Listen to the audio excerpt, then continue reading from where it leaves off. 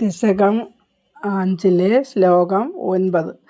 ഏതേ ഭൂതഗണാസ്തദേന്ദ്രിയഗണ ദേവാച്ച ജാതാ പൃഥങ് നോ ശേഖുർഭുവനാണ്ഡനിർമ്മിതി വിധൗ ദേവൈരമീഭിസ്തഥാ ത്വം നാനാവിധസൂക്തിഭിർനുതഗുണ സ്തത്വാന്യമൂന്യാവിശം ചേഷ്ടാശക്തിമുദീര്യ താനി ഘടയൻ ഹൈരണ്യമണ്ഡം വ്യഥാഃ.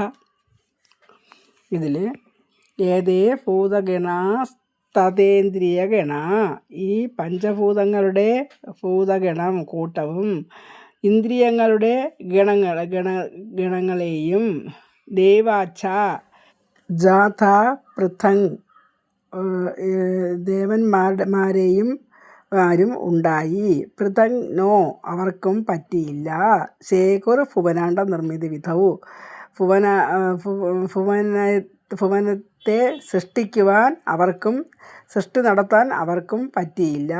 ദേവൈരമീഭിസ്തഥാ ഈ ദേവന്മാരാൽ തഥാ അപ്പോൾ ത്വം നാനാവിധ സൂക്തിഭിർനുതഗുണ എന്ന് വെച്ചാൽ അങ്ങയുടെ നാനാ പലതരത്തിലുള്ള സൂക്തിഭിർനുതഗുണ പലതരത്തിലുള്ള സ്തുതികൾ പാടി ഈ തത്വാന്യമൂനാവിശം ഈ തത്വങ്ങളിൽ പ്രവേശിക്കുന്നതിനായി ചേഷ്ടാശക്തി മുദീര്യ ദൈവം ചേഷ്ടാശക്തി താനി ഘടയൻ അവയൊക്കെ കൂട്ടിച്ചേർത്തിട്ട് സ്വർണമയമായ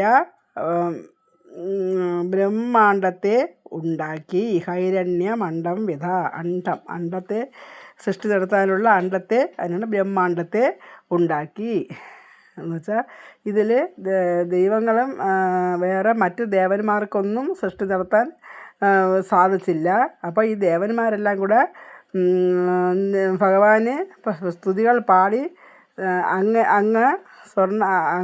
തന്നെ സ്വർണമയമായ അണ്ഡത്തെ സൃഷ്ടിച്ചു എന്നാണ് ഈ ശ്ലോകത്തിൽ പറയുന്നത്.